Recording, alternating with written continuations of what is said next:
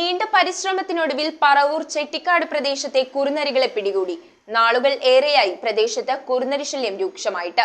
വീടുകളിൽ നിന്നും കോഴികളെ പിടിച്ചു ഭക്ഷിക്കുകയും ഭീതി ഉണർത്തുകയും ചെയ്യുന്നത് പതിവായതോടെ വാർഡ് മെമ്പർ മുന്നിട്ടിറങ്ങി കുറുനരിയെ പിടികൂടാൻ ശ്രമിച്ചെങ്കിലും ഫലം കണ്ടില്ല.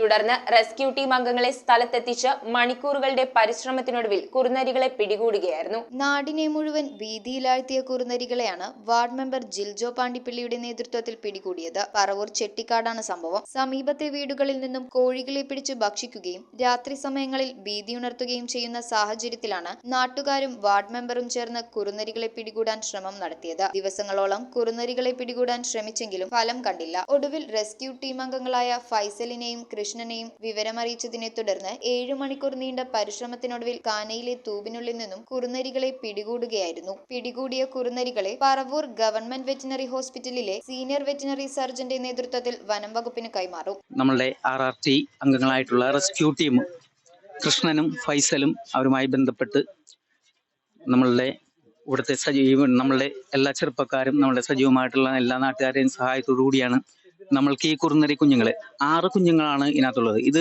ഒരു ഓടയിലാണ്. ഇത് ഏകദേശം ഒരു 20-25 മീറ്റർ നീളമുള്ള ഓടയിൽ നിന്ന് വളരെ ശ്രമകരമായിട്ടുള്ളൊരു ദൗത്യമായിരുന്നു ഇതിനെ രക്ഷിച്ചെടുക്കുക. ഈ കുറുനരിയെ രക്ഷിച്ച് അതിൻ്റെ ഈ വാസസ്ഥലങ്ങളിലേക്ക് കൊണ്ടുപോകാനായിട്ടാണ്. അങ്ങനെ ജനങ്ങൾക്ക് ആ ഭീതി ഒഴിവാക്കുകയും ഈ എല്ലാവർക്കും ഒരു സമാധാനപരമായിട്ടുള്ള ഒരു ജീവിക്കാൻ ആവശ്യമായിട്ടുള്ള സമാധാനപരമായിട്ടുള്ളൊരു ഇത് സൃഷ്ടിക്കുക എന്നതാണ് ഇതിന്റെ ലക്ഷ്യം. News bureau, Paravur. ആദ്യ കാഴ്ചയിൽ നിങ്ങളുടെ മനസ്സിൽ പതിയുന്ന ലൈറ്റ് വെയ്റ്റ് സ്വർണ്ണാഭരണങ്ങളുടെ വൈവിധ്യമാർന്ന കളക്ഷൻസ്. 250 മില്ലി മുതലുള്ള കുട്ടിവളകൾ, 1.5 ഗ്രാമിൽ തുടങ്ങുന്ന മാലകൾ, 2 ഗ്രാം മുതലുള്ള വലിയ വളകൾ.